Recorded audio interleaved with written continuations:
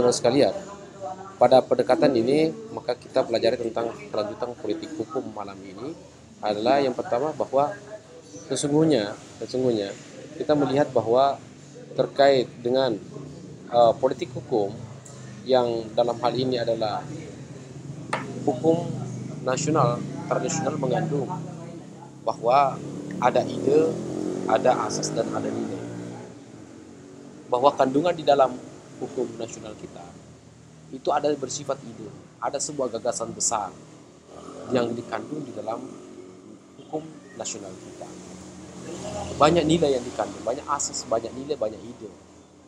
Ketika semua itu dijadikan sebagai satu, maka disebut dengan kegiatan politik. Artinya apa? Gambaran yang memberikan sebuah di sini bahwa sesungguhnya dalam berpolitik itu kemudian ada ideologi yang terbangun.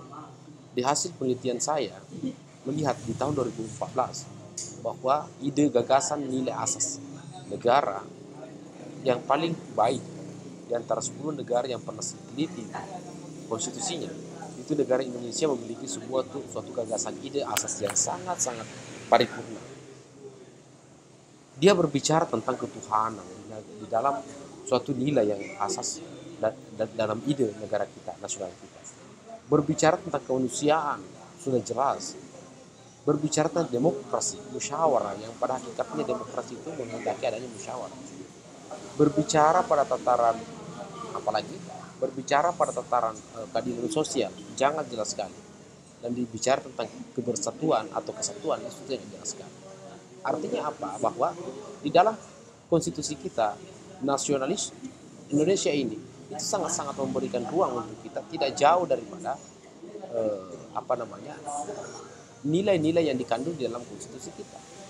Saudara-saudara sekalian, seandainya kita mau jujur, kita mau sadar, dan kita mau betul-betul menjalankan sebuah ide gagasan atas nilai, sederhana bagi saya bahwa seharusnya negara kita itu, para politisi kita itu menjalankan saja ajaran-ajaran agama yang paling melekat di antara semua individu-individu.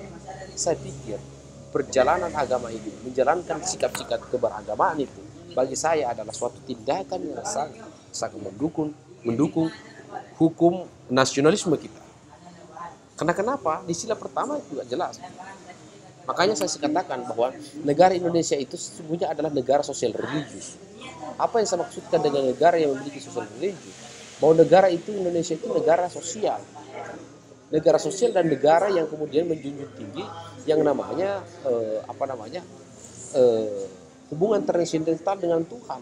Artinya apa? Berarti kalau begitu bahwa negara kita sangat paripurna.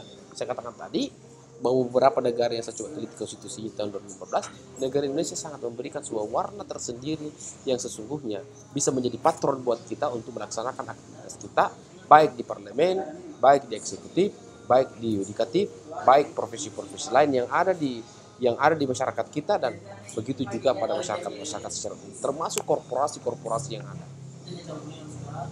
Itulah kemudian kegiatan politik. Sesungguhnya biarpun kalangan dosen juga berpolitik. Kita tidak bisa lepas daripada pandangan politik. Kita tidak bisa keluar daripada politik.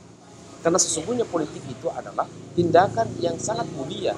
Saya pernah mengatakan di salah satu perkaderan partai politik, mengatakan bahwa orang-orang politisi itu merupakan adalah orang-orang yang sangat-sangat termuliakan. Oleh karena mereka berpikir untuk negara dan tanpa digaji oleh negara. Kalau saya misalnya berpikir tentang negara, masih bisa saya ukur karena Pak Tawari ini digaji oleh negara. Kalau misalnya para teman-teman aparat berpikir tentang negara, masih digaji oleh negara. Dari partai politik, orang yang berpartai politik, mereka bekerja tanpa didukung oleh partai, tanpa dibayar oleh negara. Kecuali dalam perkaderan ada memang tugas kewajiban negara untuk mendukung partai politik untuk melaksanakan perkaderan, dan itu dibayar. Tapi di sisi lain individunya kan tidak.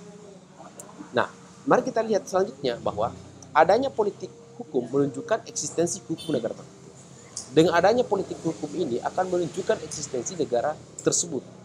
Begitupun sebaliknya, eksistensi hukum menunjukkan eksistensi politik. Jadi dua aspek ini tidak bisa dipisahkan. Walaupun ada yang mengatakan, pandangan yang mengatakan bahwa kalau mau bagus negara kita, katanya adalah perbaiki itu politiknya. Karena dengan cara politik itulah kemudian orang diberikan pembekalan untuk masuk pada negara kita. Oke, ada juga pandangan lain mengatakan bahwa tidak, sekalipun tidak agak buruk orang yang masuk di politik, kalau sistem kita perbaiki, maka pasti negara kita akan juga bagus. Negara kita akan bagus. Jadi ada pertarungan ide antara sistem dan input. Input yang masuk bagus, maka bagus negara kita. Yang satu mengatakan biar inputnya jelek, tapi kalau sistemnya bagus, maka bagus juga.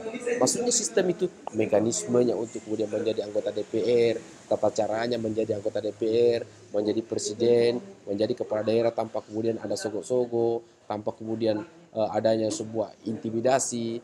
Nah itu kemudian dimaksud dengan sistem-sistem yang rekrutmennya bagus, kemudian para KPU-nya kemudian independen, para pihak-pihak penyelenggara pemilu independen, maka pasti akan negara kita bagus. Itu sudut pandang. Ada juga mengatakan tidak perlu itu. Yang pasti kalau orangnya bagus, maka pasti yang masuk dalam bagus juga. Nah, bagi saya bahwa tentu kedua-duanya ini sangat memiliki kelemahan dan kelebihan.